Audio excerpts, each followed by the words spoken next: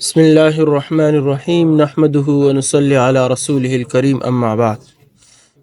میرے محترم عزیز بھائی اور دوستو، صحابہ کرام کے حالات ہمارے سامنے آ رہے ہیں کہ کیسے انہوں نے اسلام کے لیے تکلیفیں برداشت کی۔ ان میں سے حضرت صہیب بن سنان رضی اللہ عنہ ہے۔ صہیب اصل میں اطراف موصل کے رہنے والے تھے۔ موصل شام کا ایک شہر ہے۔ آپ کے والد اور چچا کسریٰ کی طرف سے ابلہ کے حاکم تھے۔ ایک بار رومیوں نے اس نواح پر حملہ کیا۔ صہیب اس وقت کم سن بچے تھے۔ لوٹ مار میں رومی ان کو پکڑ کر لے گئے، وہیں جوان ہوئے، اس لیے صہیب رومی کے نام سے مشہور ہو گئے۔ بنی کلب میں ایک شخص صہیب کو رومیوں سے خرید کر مکہ لایا۔ مکہ میں عبداللہ بن جدعان نے خرید کر آزاد کر دیا۔ جب رسول اللہ صلی اللہ علیہ وسلم نے دعوت اسلام شروع فرمائی تو حضرت صہیب اور حضرت عمار رضی اللہ عنہما ایک ہی وقت میں دار ارقم میں حاضر ہو کر مشرف اسلام ہوئے۔ حضرت عمار رضی اللہ عنہ کی طرح مشرکین مکہ نے حضرت صہیب رضی اللہ عنہ کو بھی طرح طرح کی تکلیفیں پہنچائی۔ جب ہجرت کا ارادہ فرمایا تو قریش مکہ نے یہ کہا کہ اگر تم اپنا سارا مال و متاع یہاں چھوڑ جاؤ تو ہجرت کر سکتے ہو، ورنہ نہیں۔ حضرت صہیب رضی اللہ عنہ نے منظور کیا اور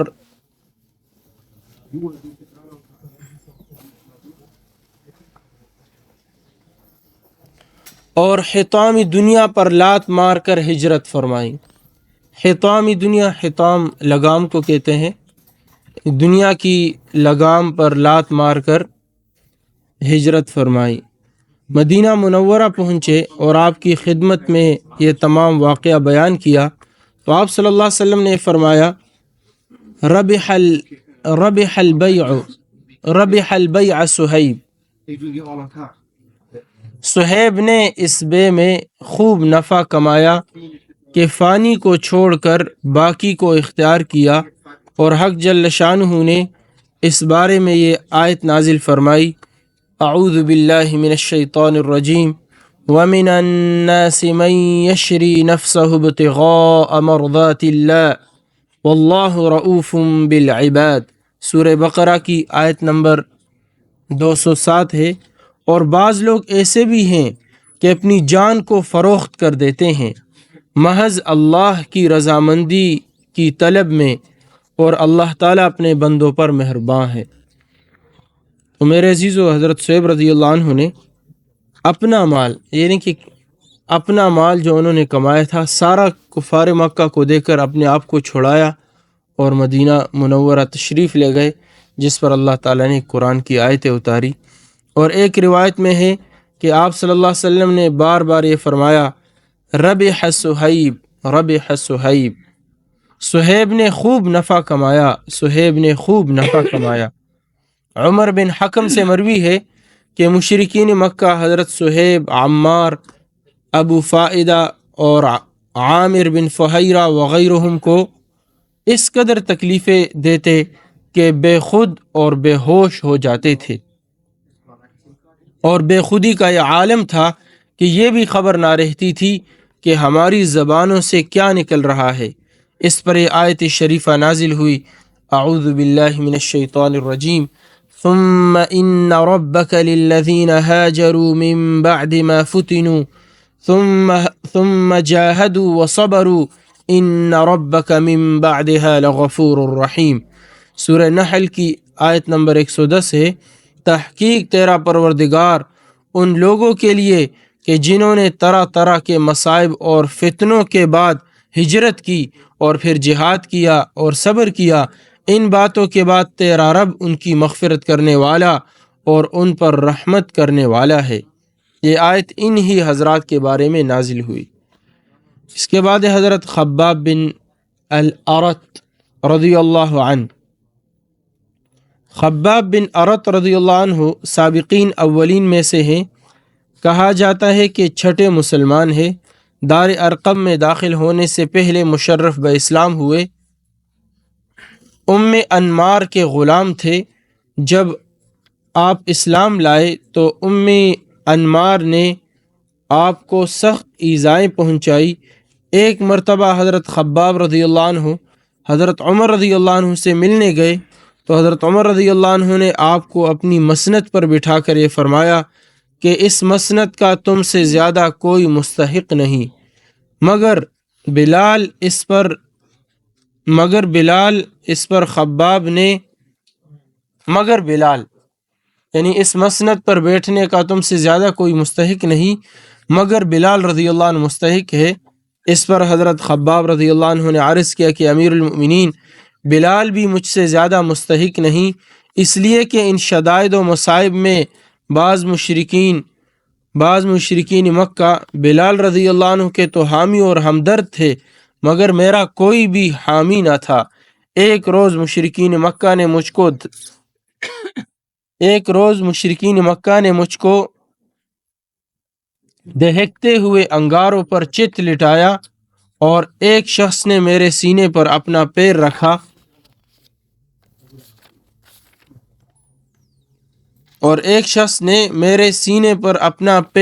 رکھ دیا تاکہ جنبش نہ کر سکوں، اور پھر کرتا اٹھا کر پشت پر برس کے داغ دکھلائے۔ یعنی حضرت خباب رضی اللہ عنہ نے کرتا اٹھایا اور حضرت عمر رضی اللہ عنہ کو اپنی پشت دکھائی اور اس پر وہ داغ دکھائے جو انگاروں کی وجہ سے پڑ گئے تھے۔ خباب بن ارت رضی اللہ عنہ فرماتے ہیں کہ میں زمانے جاہلیت میں لوہار تھا، تلواریں بنایا کرتا تھا۔ ایک بار عاص بن وائل کے لیے تلوار بنائی، جب قیمت کے تقاضے کے لیے آیا تو عاص بن وائل نے یہ کہا کہ میں تم کو ایک کوڑی بھی نہ دوں گا جب تک محمد صلی اللہ علیہ وسلم کا انکار نہ کرو۔ خباب رضی اللہ عنہ نے کہا اگر تو مر بھی جائے اور پھر زندہ ہو جائے تب بھی محمد صلی اللہ علیہ وسلم کا انکار نہ کروں گا۔ عاص نے کہا کہ کیا میں مرنے کے بعد پھر زندہ کیا جاؤں گا؟ خباب رضی اللہ عنہ نے فرمایا ہاں۔ عاص نے کہا جب خدا مجھ کو موت دے گا اور پھر دوبارہ زندہ کرے گا اور اسی طرح مال اور اولاد میرے ساتھ ہوگا تو اس وقت تمہارا قرض ادا کر دوں گا۔ اس پر اللہ تعالیٰ نے آیت نازل فرمائی، اعوذ باللہ من الشیطان الرجیم، افرأیت الذی کفر بآیاتنا وقال لأوتین مالا وولدا اطلع الغیب ام اتخذ عند الرحمن عہدا کلا سنکتب ما یقول ونمد له من العذاب مدا ونرثه ما يقول ويأتينا فردا۔ سورہ مریم کی آیت نمبر 77 سے لے کر 80 تک ہے۔ بھلا آپ نے اس شخص کو بھی دیکھا کہ جو ہماری آیتوں کا انکار کرتا ہے اور یہ کہتا ہے کہ آخرت میں مجھ کو مال اور اولاد دیے جائیں گے؟ کیا وہ غیب پر مطلع ہو گیا ہے یا خدا تعالیٰ سے کوئی عہد کیا ہے؟ ہرگز نہیں، بالکل غلط کہتا ہے۔ جو بھی زبان سے کہتا ہے ہم اس کو لکھ لیتے ہیں تاکہ قیامت کے دن اس پر حجت قائم ہو اور اس پر عذاب بھڑکاتے چلے جائیں گے، اور جس مال و اولاد کو وہ کہتا ہے اس سب کے ہم وارث ہوں گے، وہ ہمارے پاس مال اور اولاد سے خالی ہاتھ آئے گا۔ یعنی جس کے بارے میں وہ کہتا ہے کہ یہ ساری چیزیں مجھے جب دوبارہ ملے گی تو پھر دے دوں گا، تو اللہ تعالیٰ فرما رہے ہیں ان ساری چیزوں سے وہ خالی ہاتھ ہمارے پاس آئے گا۔ اس میں ایک دو باتیں ہیں میرے عزیزو۔ ایک تو یہ کہ دیکھو ہم اپنی زبان سے جو الفاظ نکالے سوچ کر کہتے ہیں پہلے تول پھر بول، کیونکہ قرآن پاک میں ایک جگہ اللہ تعالیٰ فرماتے ہیں ما یلفظ من قول الا لدیہ رقیب عتید، جو بھی زبان سے لفظ نکلا اس کے لیے ایک تیار کھڑا ہے اس لفظ کو پکڑنے کے لیے اور اس لفظ کو لکھنے کے لیے۔ رقیب عتید کا یہ مطلب جیسے کسی کو جیسے ہوتا ہے نا، بعض دفعہ ہم چوہا نکل آتا ہے گھر میں تو وہ کسی چیز کے نیچے چلا جائے اور آپ نے ایک چیز تیار پکڑی ہوئی ہے، جو ہی وہ نکلے اس کو مارنا ہے۔ تو ہماری زبان سے کوئی لفظ نکلے اس کو پکڑنے کے لیے اور اس کو لکھنے کے لیے، اس کو لینے کے لیے ایک فرشتہ تیار کھڑا ہے۔ اس لیے بہت احتیاط کے ساتھ کسی کے متعلق بولنا، ما یلفظ من قول الا لدیہ رقیب عتید۔ اور دوسرا اللہ تعالیٰ یہاں فرما رہے سنکتب ما یقول، ہم لکھیں گے جو کچھ وہ بولتا ہے۔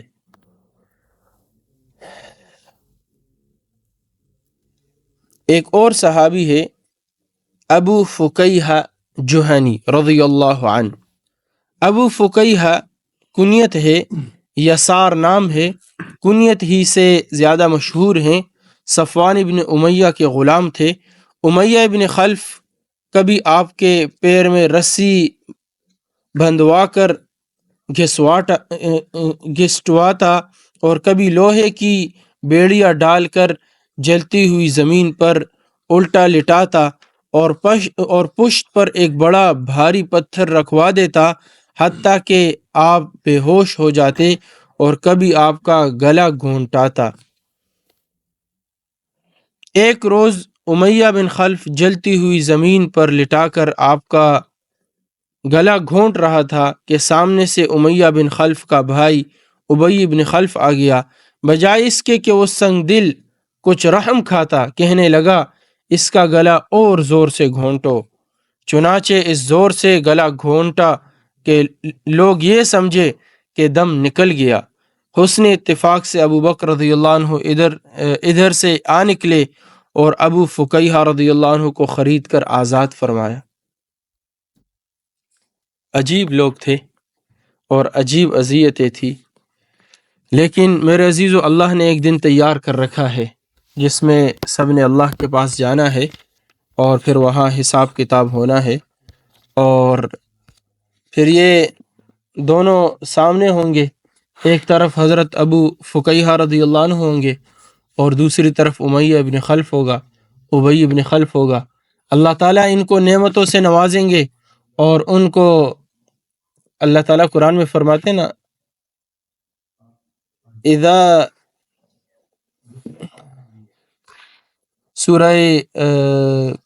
سورہ حامیم سجدہ میں اللہ تعالیٰ ناکسوا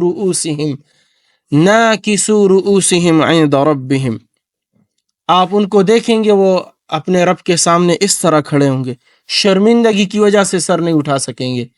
اور پھر ان کو جب جہنم میں، دیکھو جہنم میں جب لے جانے کا جہاں ذکر آتا ہے دھکیلنے کا، اوندھے منہ لے جانے کا، اور گھسیٹ کر لے جانے کا، اوندھے منہ ڈالے جانے کا ذکر آتا ہے۔